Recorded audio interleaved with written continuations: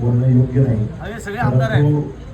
परंतु या ठिकाणी छत्रपती शिवाजी महाराजांच्या खरंतर विचारावरती चालणारा आमचा रसिक आणि या मंगल प्रसंगी शुभप्रसंगी मी शिवरायांना वंदन करतो.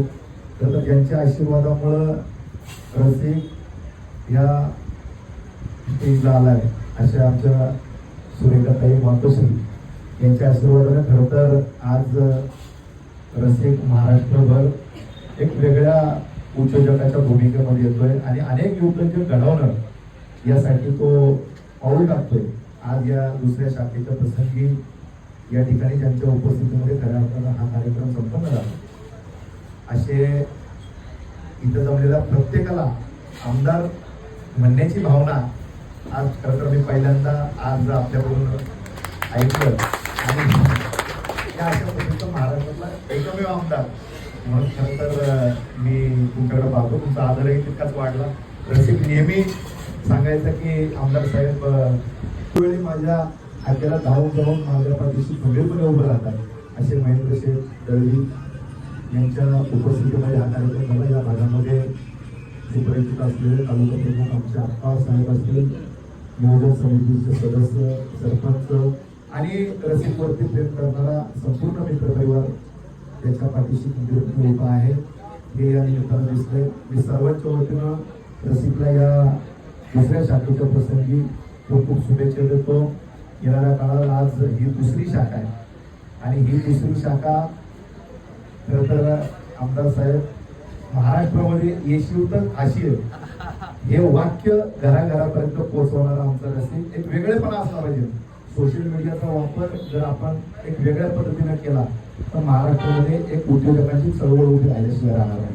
पुण्याचा ब्रँड या ठिकाणी चिकन रान या अलिबाग या रायगड जिल्ह्यामध्ये ज्यांनी या ठिकाणी नावावर उभा आणला. खरं तर तुम्हालाही माहिती नाही चिकन रान, पण नक्की या ठिकाणी या चिकन रानची आपण चव घ्यावी आणि पुण्यामध्ये फेमस असलेल्या या रायगड भागामध्ये विकण्याचं काम आणि लांबून लांबून 50 किलोमीटर या ठिकाणी लोक फक्त रान खायला येतात आणि हे रान घराघरापर्यंत पोहोचवलंय. खरं तर रानच नाही तर प्रत्येक पदार्थाची क्वालिटी या ठिकाणी रसिकनं मेंटेन केलेली आहे आणि म्हणूनच ही दुसरी शाखा एवढी नावावर उभा राहिली. आज आमदार साहेब आपण देखील या ठिकाणी इलेक्शनचं वातावरण असताना 50-60 किलोमीटर लांबून प्रवास करून या ठिकाणी रसिकच्या पाठीवरती शाबासकी देण्यासाठी किंवा त्याच्या व्यवसायाला शुभेच्छा देण्यासाठी आपण या ठिकाणी उपस्थित झालाय. मी एक रसिकचा भाऊ या नात्यानं, एक जवळचा सहकारी या नात्यानं मी आपले मनापासून आभार मानतो. अशीच आशीर्वाद, असंच प्रेम आणि नेहमी सहकार्य आपण रसिकवरती ठेवाल अशी अपेक्षा व्यक्त करतो. त्यांचे दुसरे सहकारी अंकुश हे देखील या ठिकाणी व्यवसायामध्ये पदार्पण करतात. त्यांना देखील मी खूप खूप शुभेच्छा देतो. फक्त शुभेच्छा देत असताना आता जशी सुरुवात एकत्र केली तशाच पद्धतीनं एकत्र राहून आपला पुढचा प्रवास एकत्र निश्चित करावा.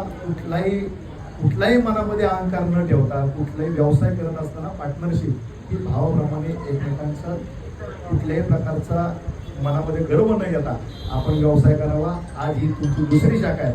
येणाऱ्या काळात अशा अनेक शेकडो शाखा रसिकच्या माध्यमातून शेकडो उद्योजक घडावे आणि त्या प्रसंगी आमदार साहेब आपण नेहमी उपस्थित राहावं.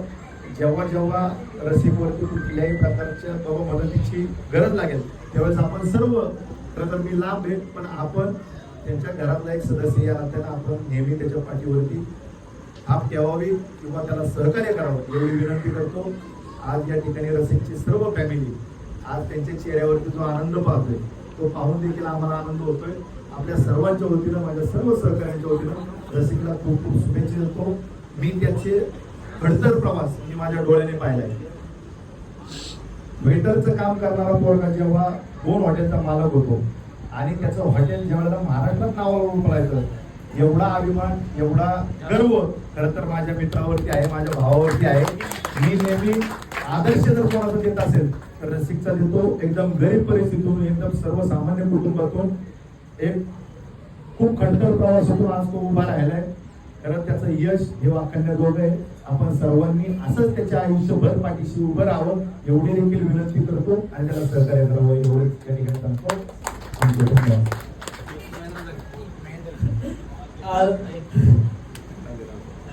आणि जे काय ती भाऊच आहे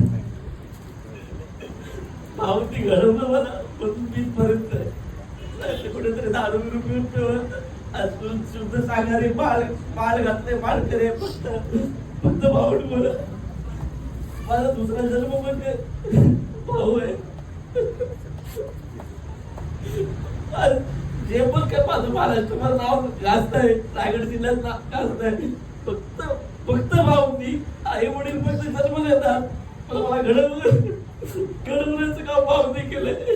माझा आई वडील भाऊ सगळं भाऊच आहे.